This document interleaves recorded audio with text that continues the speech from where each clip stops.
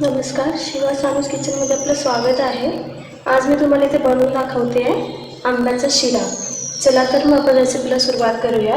तर इथे सर्वप्रथम आधी मी साधारण पाऊण कप रवा घेतलेला आहे। तो सध्या आपण थोडासा 2 ते 3 मिनिटं भाजून घेऊया। रवा असा पूर्ण भाजून घेतल्याने चांगला फुगतो आणि त्याच्यामुळे मग नंतर तो चांगला मऊसूत होतो। तर आपण याच्यामध्ये थोडंसं तूप टाकूयात। तूप तुम्ही तुमच्या आवडीप्रमाणे टाकू शकता, कमी जास्त जसं तुम्हाला हवं तसं। आणि अजून 2 ते 3 मिनिटं आपण हा जो रवा आहे तो चांगल्या तुपामध्ये परतून घेऊया।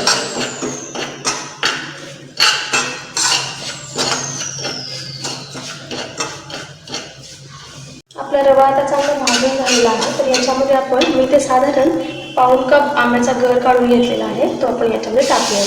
गराचं प्रमाण तुम्ही कमी जास्त करू शकता जसं तुम्हाला आवडेल तसं।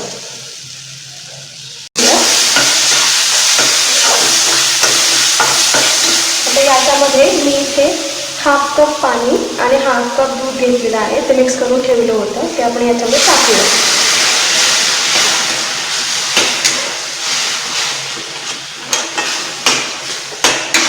गॅसची फ्लेम मंदच ठेवायची आहे। आता याच्यामध्ये मी साधारण 1 ते 2 चमचे पिठी साखर घेतलेली आहे। तुम्ही मोठी साखर सुद्धा वापरू शकता। आंबा जसा गोड असेल ना त्यानुसार तुम्ही साखरेचं प्रमाण कमी जास्त करू शकता। आणि याच्यामध्ये इथेच थोडेसे मी सोबत ड्रायफ्रूट्स घेतलेले आहेत, त्याच्यामध्ये काजू, बदाम आणि थोडेसे मनुके आहेत, तर तेही आपण याच्यामध्ये टाकून देऊयात आणि 2 ते 3 मिनिटं सतत हलवत राहूया आणि एक छोटीशी वाफ देऊया। आता मी याच्यामध्ये थोडंसं झाकण ठेवते आणि 2 ते 3 मिनिटं आपण याला असं झाकण ठेवून वाफ देऊयात। 2 ते 3 मिनिटं झालेले आहेत, तर आता आपण एकदा झाकण काढून चेक करूयात आपला शिरा कसा झालेला आहे।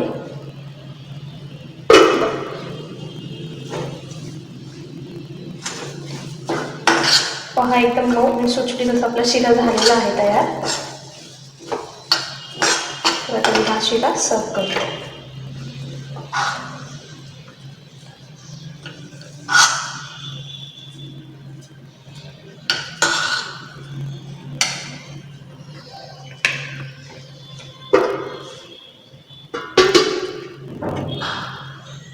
तर आपला हा शिरा बनवून रेडी आहे। एकदा तुम्ही ही रेसिपी नक्की घरी ट्राय करा आणि कसं झालंय ते कमेंट करून नक्की कळवा। रेसिपी आवडल्यास आपल्या चॅनलला लाईक, शेअर आणि सबस्क्राईब करायला विसरू नका। धन्यवाद।